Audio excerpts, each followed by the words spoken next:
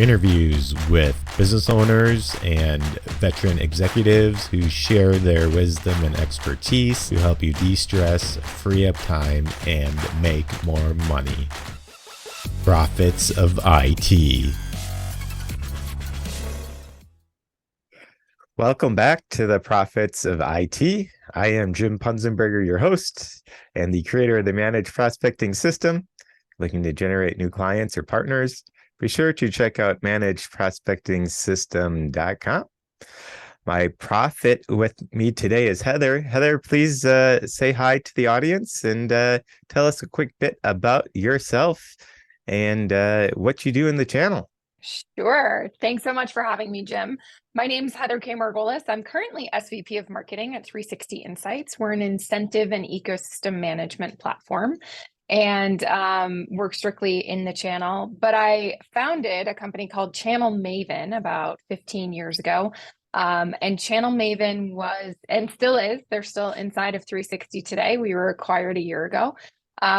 We help people communicate to and drive demand with channel partners of all kinds, everything from you have agents and marketing agencies in your alternative channel, all the way up through GSIs, GSPs, solution providers, MSPs, any acronym you can think of. Alphabet soup, what's so exactly common in the technology industry in general.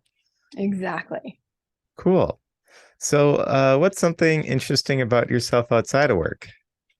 Outside of work, well, I'm a mom of two little girls, almost 5, almost 7. I live in amazing Boulder, Colorado.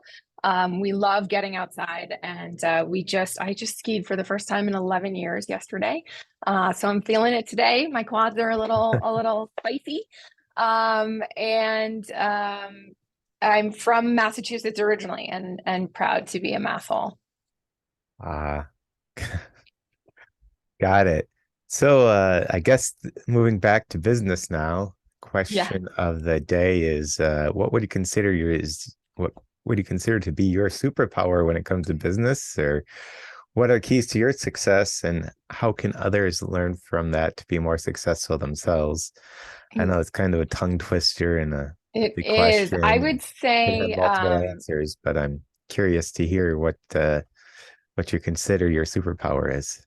Sure. I would say perseverance. I feel like at a very young age, I learned that things did not come easily and that I had to work a lot just to get to where my peers maybe were, just based on the resources I had at my fingertips. I didn't have a lot and really had to work hard, and got a job really young and thrived in that. I actually worked at a hardware store.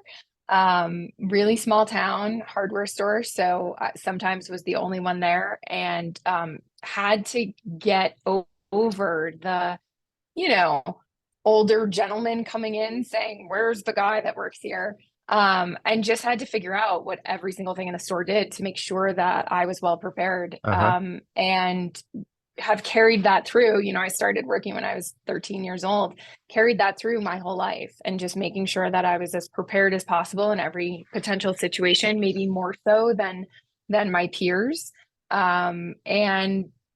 Starting a company almost 15 years ago was not for the faint of heart. It was 2009. So there's a lot going on in the economy. I feel like we're maybe seeing some deja vu, some flashbacks of that. That. Exactly. A likelihood of I guess there's currently a likelihood of a recession coming, and just like in 2009. So yes, do you have any exactly bullet points on tips for being better at being prepared? Yeah, it's a combination of it's okay to tell people you don't know. So ask for help. Make sure that you're leveraging the resources you have available to you. Ensure that people feel like they can come to you for the same. So I feel like early on in my career, I asked for help quite a bit, and I'm getting more of that recently, people asking me for help, which I so appreciate. I love paying it forward. I would say, figuring out what you're really good at. So when I first started Channel Maven, because I didn't have income. Companies would come to me and say, "Oh, you're in marketing. Can you help me with this?" And like a cereal company approached me at one point, and I remember saying yes, just because, we needed But the you're revenue. like trying to buy cereal. Anybody, like, sure, I can market consumer packaged goods. I know nothing about that, but let me give it a shot. And I realized very quickly that it's a bigger drag on your resources, and the things that you are passionate about are the things that you should be focused on. And I always joke, a lot of my friends are in consumer products versus, so B2C versus B2B.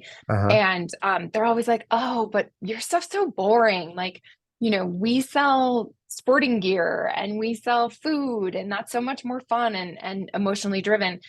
And I say, but B2B thrives and makes more money. And like, I don't want to sell something for $3 millions of times.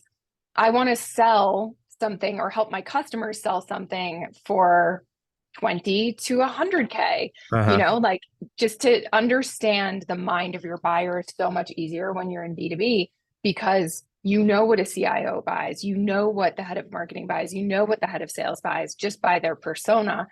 I don't know what 50,000 different potential personas want in their chocolate. So it's really knowing your market, knowing what you're good at, and sticking to that. Yeah, knowing what whoever your potential buyer is specifically, no, I guess knowing who your potential buyer is specifically and knowing what they want. Right. Yep, for sure. Any other thoughts on this or related to this? I mean, these are scary times, right? Everyone's sort of like, I feel like it's almost a self-fulfilling prophecy, because we're like, "Oh, a recession's coming. I'm going to stop spending money." And that's how a recession happens. So Yes. I think it's important to make sure that you have an eye to the future, but you don't take your foot off the gas, so to speak. Like, be conservative where you can, but still spend through a recession. The companies that spend through, the companies that double down on things like marketing and really good salespeople are the ones that are going to come out in the end in better shape than those that sort of paused to see what was going to happen. Any specific things related to marketing that you would definitely recommend, like continuing to spend on? Yeah, we are spending a ton this year on events. So we want to be where the people are. People are traveling more than ever. They miss those face-to-face experiences. So that's really helping get out in front of your prospects. I would say attending events, I would say things that are going to make you memorable at the event, whether it's getting a speaking slot, things like what we're doing right now. That doesn't cost anything, right? So Right. doing a podcast, ensuring that you're getting your thought leadership out there. I also think it's important to make sure that you're paying attention to your current customers. So you're 70% more likely to sell to an existing customer than a net new customer. So if you're spending, $5,000 a month on digital advertising, maybe pull that back and reach out and spend time with your existing customers, figure out what they need, what's going to make them tick. I am sorry, promo companies, I am spending less on swag. Like, I feel like people are going to remember me. They're not going to remember my pen. So make sure that you're getting face to face with the people who matter and the decision makers, and people do business with people they like, not necessarily logos. So ensure that you're getting that face time. Those are some really good tips. Thank you for those. Any final thoughts before we wrap up here? No, I think we're all in this together. So if you're having a great day, go figure out how you can help someone who's not. If you're struggling, then reach out to those that have helped you in the past and see how you can help each other. Cool. So I guess we got a moment for networking opportunity. Who should be reaching out to you? Like, is there any types of companies or any types of people that should be reaching out to you, and why should they be reaching out to you? Yeah, so on the 360 side, we work with IT and telecom companies that sell through the channel. On the Channel Maven side, same thing. And then for me personally, I love keeping in touch with all of the alphabet soup types of channel partners, MSPs, solution providers, GSIs, to understand what they're dealing with on a day-to-day basis so that we can help our clients better enable those partners. And what would be a good way of getting a hold of you if somebody wanted to reach out? Yeah, best thing is on LinkedIn. So I'm Heather K. Margolis on LinkedIn. Don't forget the middle initial.